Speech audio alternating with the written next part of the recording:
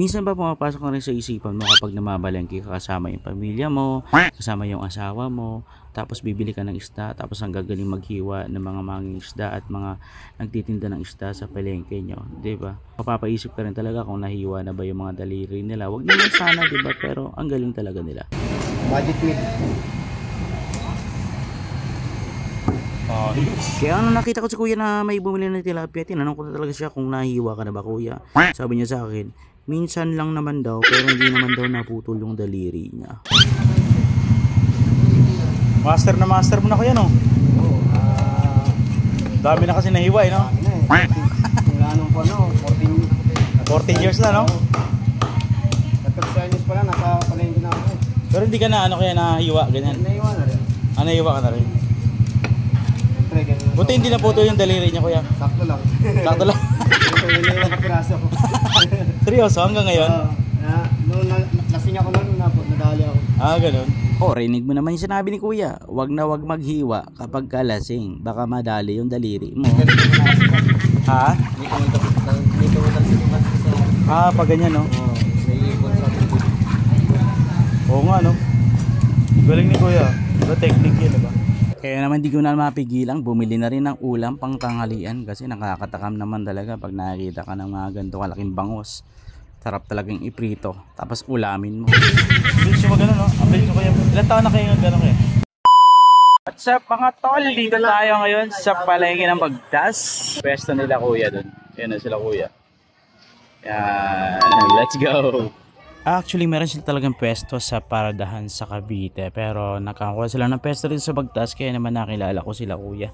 Sobrang dami nilang mga paninda rito guys. Marami kanyang pagpipilian. At the same time, sobrang fresh na mga hinahain nila dito ng mga paninda. Lalong lalo sa mga isda guys. Nakakatakam. Bangus siyang kuya, no? Sarap ng bangus, oh. Maganda kasi yung ganito na nakapasok. Ha? Dito mo sa Pag ganyan, no? Oo, naiipon sa tubig. Oo nga, no? Galing ni kuya. Diba technique yun, diba? So sa lahat ng mga taga-Bagtas dyan, Tansa, Cavite, sa mga Lumina Homes, ayan, sa mga Camellia. So punta na kayo dito guys, kila kuya JR at saka kuya Felix. Fresh na yung fresh yung mga isda rito. Bilis yung magano, no? Bilis yung kuya. Ilan taon na kayo gano'n kayo? Nag-iiwa? Sa 20 years na siguro. Marami na sila kayong naiiwa kayo, no? Oo, marami na. Marami na naiiwa.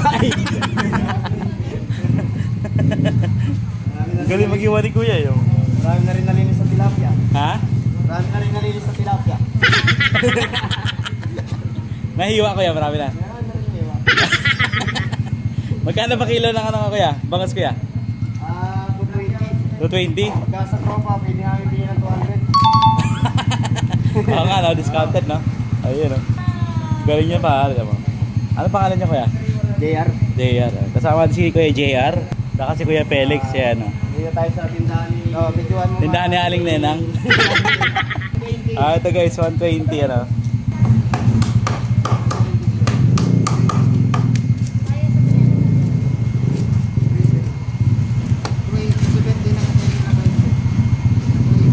Master na master mo na kuya, no? Oo. Dami na kasi nahiwa, no? Dami na eh. 14. Mula nung po, 14 years na, no? 14 years pa lang, nasa palengke na ako.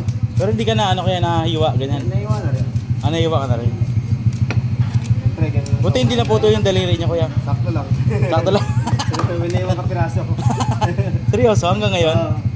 Noon lasing ako noon, nadali ako. Ganun. Galing, no? Bilis, no, kuya?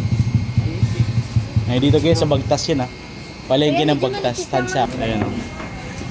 Ay, wala ako ya? Yan, kuya, galing, no? Bilis, oh. Sarap yan, prita ko yan, no? Sigaw. Grabe, no? Gata. Tobo. Sarap talaga. Space ko nito sa iyo. Okay, sige. Magic meat. Pakipangalan nyo na si Kuya. Ayan. Mga trabaho dyan. Kaya meron pa kami brand sa Paradahan, pinaka-main sa tapat ng Tapat ng ano, toilet sa motor shop. Motor shop. Kuya Brooks. Kuya, grabe. Ang galing mag-ano ni kuya. Kaya naman lahat kami kuya napahanga sa talento. Isang A ka muna. A. Ito nga pala kuya yung ano, yung blue crab ba to? Yes, ito yung sa MJS kagabi. Di ba? Yes. Malang kilo niyan, di ba? 350. 350 no? Sarap yun guys. Ito, taong ni Carlo. Tawag ni Carla. Masarap to pag nabuka yan. Ay, Lahat, masarap. lahat masarap no? Pero masarap din. Shout out sa mga taga-Aklan dyan, manulaw. Yeah! Ayan guys, dito to guys sa ano, sa Bagtas. Sa palengke ng Bagtas no, ayan. So dito kayo bimili guys ng mga ano, ayun. Dami oh. Sariwa lahat yan. Lahat sariwa, pati yung tindero sariwa. Sariwa. Ito na yung sa Bilasa. Okay, muna. Okay, kaway. Nay. Ayan, mga tropa natin doon. Ang dami oh. Dito lang kayo guys, dito lang kayo magano. Dami oh, paninda. Diba? Pwede pa ito, masarap to, pampaksyo no? Oh, Anong tawag dito kuya? salay. Salay no? Ito. Buging. Oh, grabe, haba. Nakakatusok yan kuya? Hindi naman. Hindi naman siya no? Oh. Yun yung nakakatusok ko. Ito. Ay, yun no? Anong tawag yung kuya? Batalay. Katalay? Iusap kay Batalay. Alam niyo na location na Bagtas Tansa Public Market. Let's go.